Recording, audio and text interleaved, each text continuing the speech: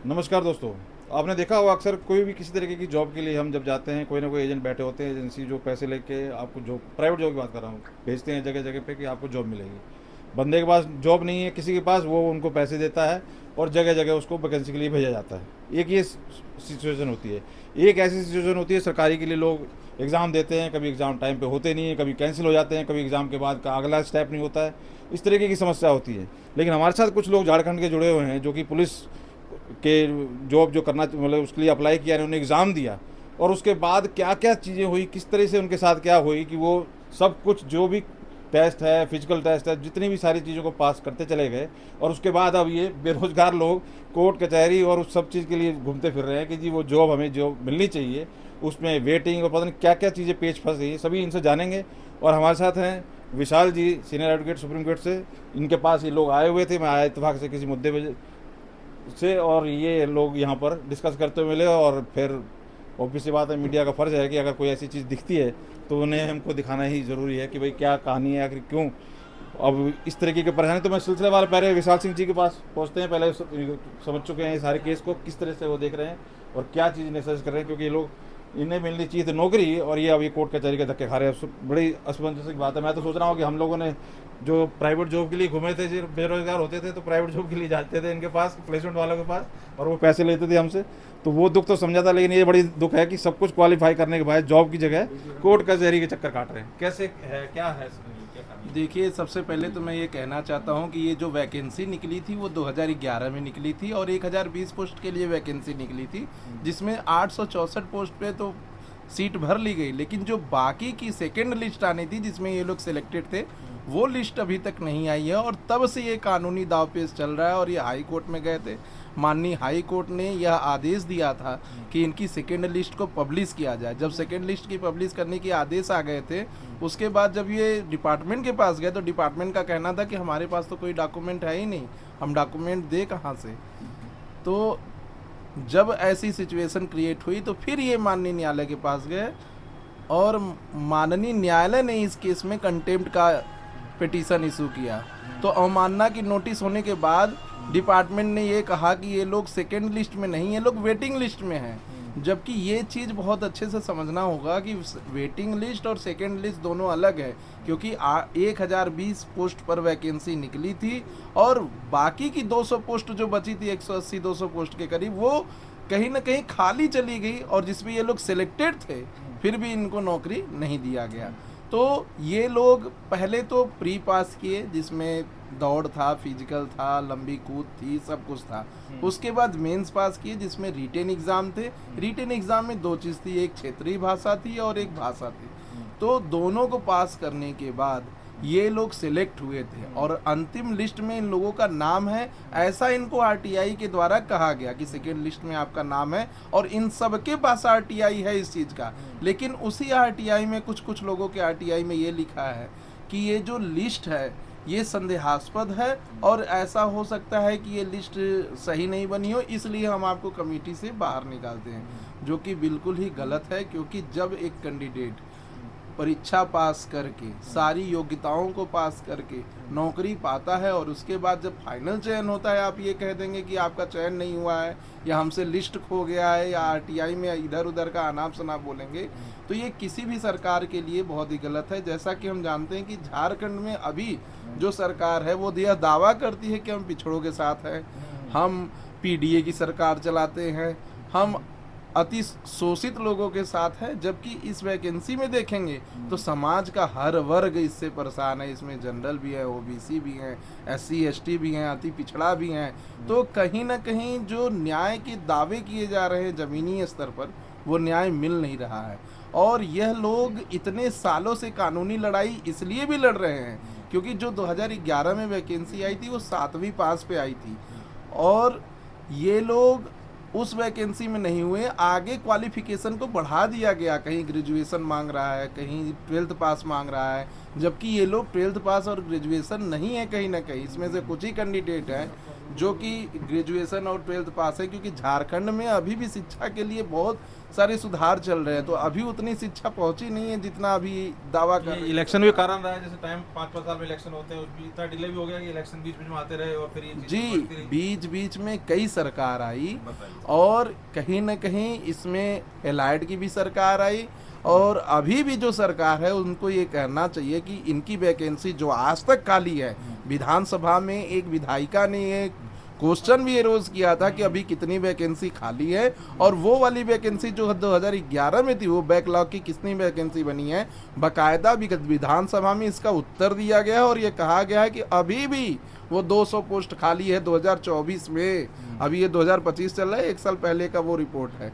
तो कहीं ना कहीं 2024-25 तक अगर वो वैकेंसी खाली है तो क्यों ना इन लोगों को उस वैकेंसी पे नौकरी दिया जा रहा है। ये लोग वेटिंग कैंडिडेट नहीं हैं, ये लोग सिलेक्टेड कैंडिडेट हैं। बताइए। ये बहुत ही गलत इनके साथ हो रहा है, और मैं चाहता हूँ कि इन लोगों का पिटीशन माननीय उच्चतम न्यायालय अच्छे से सुने और इन लोगों को न्याय दे, क्योंकि ये 1, 2, 10, 20 लोग नहीं हैं, ये 150 से 200 लोग हैं, और इनके पीछे इनका पूरा परिवार है। इनके पीछे ये संघर्ष है कि जो मेन पिटिशनर हैं, इस लड़ाई को लड़ते लड़ते उनके माता पिता एक्सपायर कर गए। तो ये बहुत ही संवेदनशील मामला है जी। यही मेन पिटिशनर हैं, इनसे आप बात कर लीजिए। करके आप ये लीजिए माइक और अपना एक तो अपना नाम और वो बताइए कि क्या क्वालिफिकेशन है और कब से क्या है, सारी एक चीज बताइए। मेरा नाम महेंद्र कुमार राम। सामने देखिए।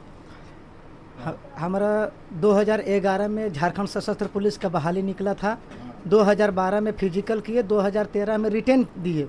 उसके बाद कुछ घोटाला हो गया था इस बहाली में, तो हमारा रिजल्ट पब्लिश नहीं हो रहा था। ऐसे स्थिति परिस्थिति में 2014 में हम लोग हाई कोर्ट किए और हाई कोर्ट ने आदेश दिए कि आप सभी सीट को फुलफिल कीजिए। उसके बाद 30/9/2015 को हमारा फर्स्ट लिस्ट आता है और उसमें 200 सीट वैकेंट रह जाती है। 200 सीट में हम लोग सभी कैंडिडेट हैं जो कि सभी वर्ग के लोग हैं। इसमें SC ST OBC जनरल वही लोग हैं जो दबे कुचले हम लोग हैं। और उसके हमारा कास्ट भी है, हम शेड्यूल कास्ट रविदास परिवार से भी आते हैं। इस लड़ाई को हेल्प नहीं किया, आपके नेता वगैरह तो आते हैं, कोई नहीं किया, कोई नहीं किया। वादे भी नहीं किए वोट के टाइम पे हम कराएंगे। वादा बहुत बड़े बड़े किए कि तुम्हारा हमारी सरकार ने दो, ये हो जाएगा वो हो जाएगा, लेकिन किसी ने ये ऐसा नहीं हुआ। और कोर्ट में सरकार जो है कि हमेशा माननीय न्यायालय को गुमराह करने का प्रयास किया कि इसका नंबर जो है से कम है, और इस बहाली को हम कैरी फॉरवर्ड किए हैं, जबकि दूसरी बहाली आई है उसमें बैकलॉग सीट का कहीं जिक्र नहीं है। आज भी मेरा सीट वहाँ 200 वैकेंट है।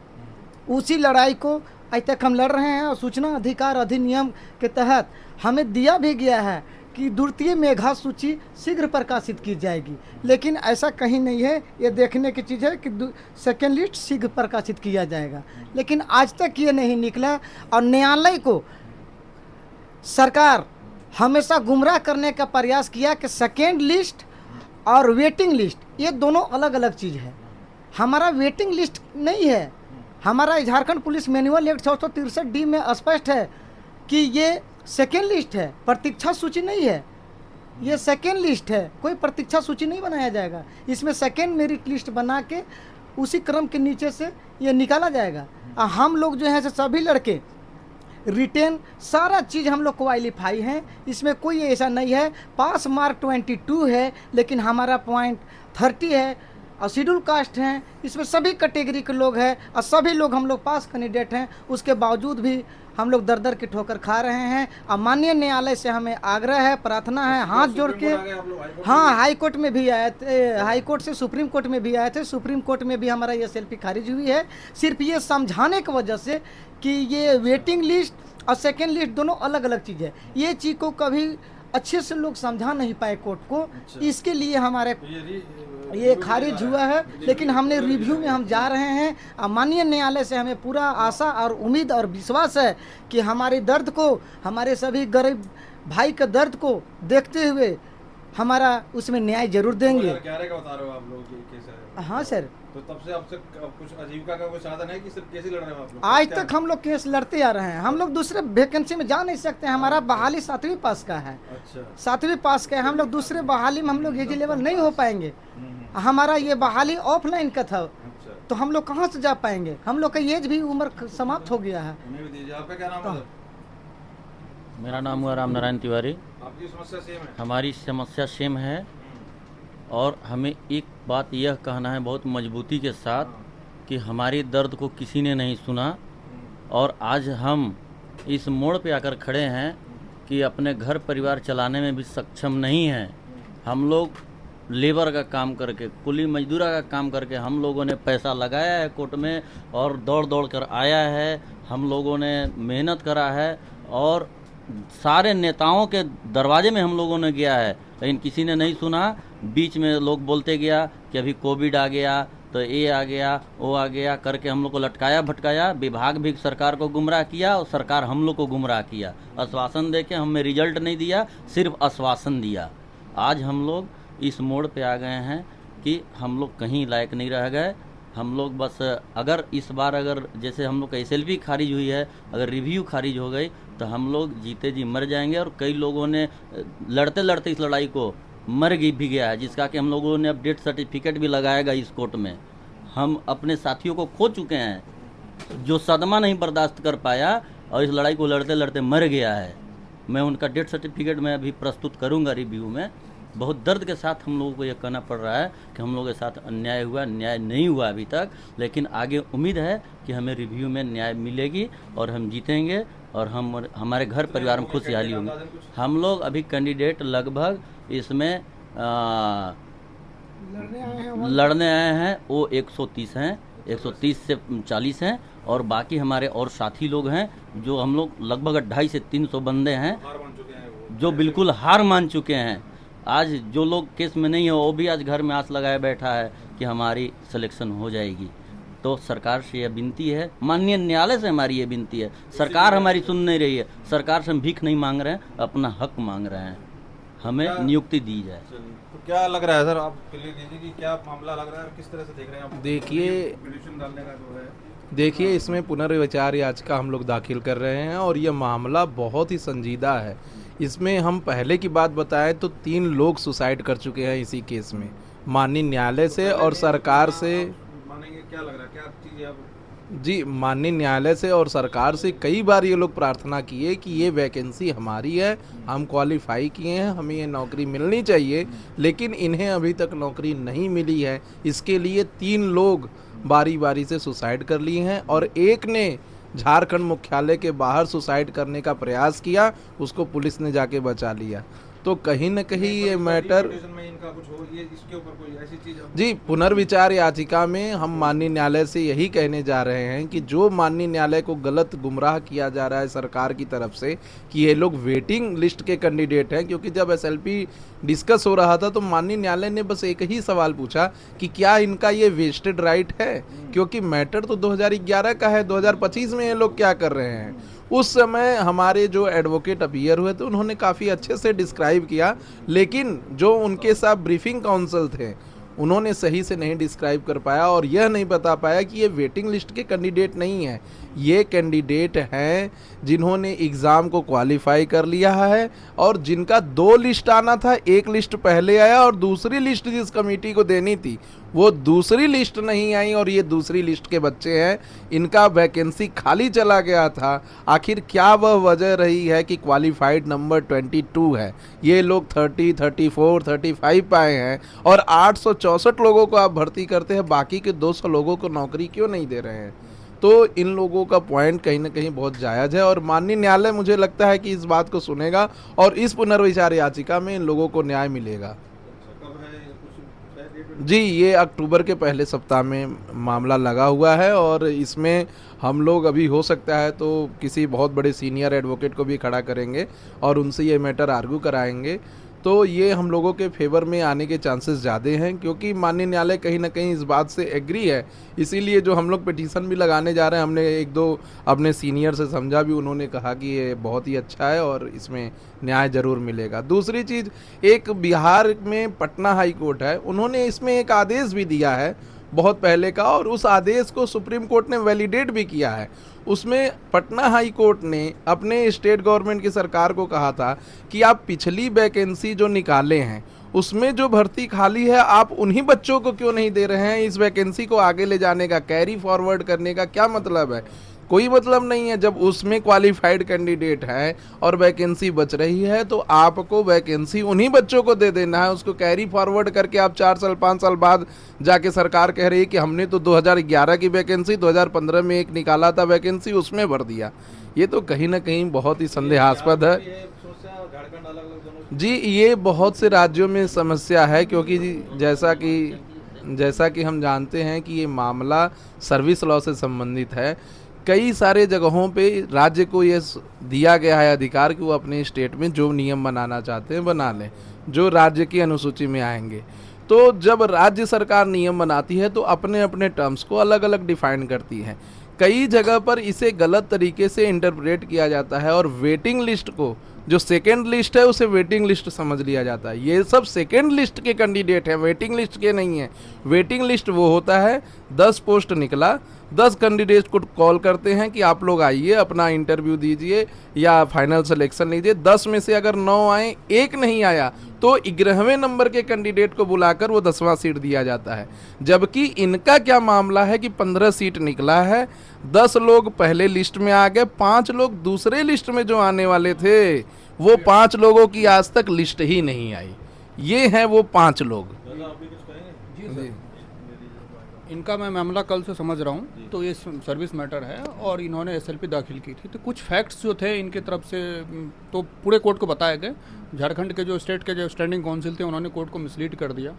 तो नए तरीके से हम फैक्ट्स को देख रहे हैं और इसमें सीनियर एडवोकेट से भी राय ली जा रही है। तो उम्मीद यही है कि इनको जो है पूरी न्याय मिलेगा और सेवाएं बनेगी। हाँ जी, कुछ कहना चाह रहे थे आप बीच में? जी जल्दी सर, मैं एक चीज़ आपके माध्यम से मैं दिखलाना चाहता हूँ कि हमारी रिजल्ट विभाग देखिए आरपीआई के द्वारा दिया है, जिन्होंने साफ स्वीकारा है कि आपका रिजल्ट 95वें नंबर पे बन के रेडी है, अंकित है। जो यहाँ पे देखिए मैं अपने उंगली से बतला रहा हूँ, आपका रिजल्ट 95वें नंबर पे रिजल्ट है, सबसे नीचे वाली लाइन में। अब हम लोग क्या करें साहब? हमें नियुक्ति चाहिए बस, और कुछ नहीं, और हमें न्याय चाहिए। आपके माध्यम से बहुत बहुत धन्यवाद सर। जी जी, तो बहुत बहुत धन्यवाद सर।